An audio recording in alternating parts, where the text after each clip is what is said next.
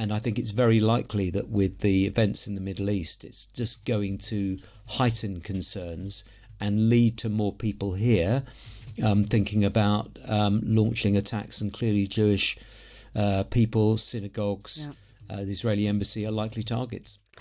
Well, 4 men have been arrested on suspicion of helping Iran spy on the Jewish community in London. Counterterrorism police said that 1 Iranian and 3 dual British-Iranian citizens were detained in the early hours of this morning as part of a pre-planned operation to disrupt malign activity. Let's now speak with Danny Shaw, who is a police and crime commentator and former advisor at the Home Office. Danny, thanks very much for joining us. What do we know so far about these arrests? Hi, Ayesha. I think this is a very significant operation that's been conducted by the Metropolitan Police Counterterrorism Command. We know that these arrests took place just after 1 o'clock this morning in Barnet in North London and Watford in Hertfordshire. The Met is saying it was a pre-planned operation and a long-running investigation. So what that indicates is that it isn't an inquiry that's been set up that since the bombing started, the US and Israeli bombs hitting Iran last week. It doesn't sound like it was an investigation that started as a result of that, but has been going on probably for weeks and months. But I do think it's possible that the events in the Middle East have accelerated the police need to take some action regarding this investigation that may have prompted them to go in and make these arrests. So there have been, as you said, 4 arrests under the National Security Act relating to the suspected surveillance of locations and individuals linked to the Jewish community in the London area. As well as those 4 arrests, 6 other men have been taken into custody on suspicion of assisting an offender. They were arrested in Harrow in northwest London. A lot of search is now taking place at various locations. Now, the government has received a lot of criticism. In fact, I heard some in the House of Lords this week about its failure to prescribe the Islamic Revolutionary Guard Corps. Is this going to put more pressure on the government to do that?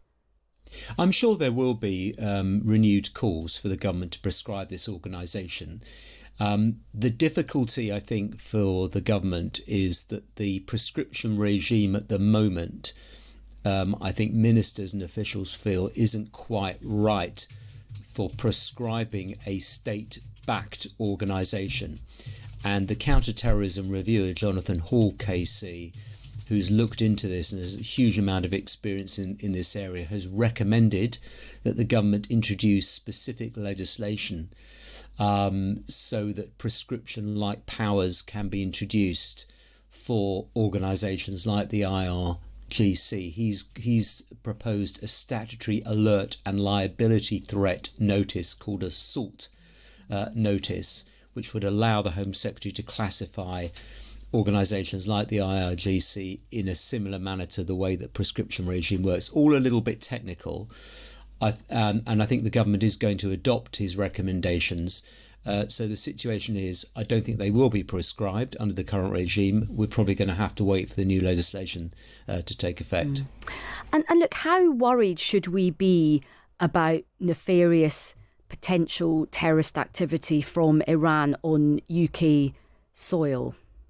Well, very concerned. I mean, it's a concern specifically for the intelligence services, MI5 and GCHQ and Scotland Yard, counter-terrorism units. They are the ones that are going to have to deal with this threat. We know that as of last October, there were 20 Iran-backed plots which have been foiled in the last 3 years, in the previous 3 years. Those were the figures provided by Sir Ken McCallum, the Director General of MI5. That gives you a sense of the amount of activity that's taking place. Just last May, you might remember, 5 men were arrested over an alleged plot to attack the Israeli embassy in Kensington. That was an Iranian alleged plot. And then going back to December 2024, you may remember that an Iranian TV journalist was stabbed. He was a journalist that was sort of working for an organisation that was critical of the Iranian regime. So just 2 plots and attacks that we know about from the past, plus these recent arrests, that gives you a sort of flavour of what the threat level is. And I think it's very likely that with the events in the Middle East, it's just going to heighten concerns and lead to more people here thinking about launching attacks. And clearly Jewish people, synagogues, the Israeli embassy are likely targets. Well, look, Danny, very good to catch up with you. Thank you very much for that update. That's Danny Shaw, a police and crime commentator, former Home Office advisor as well.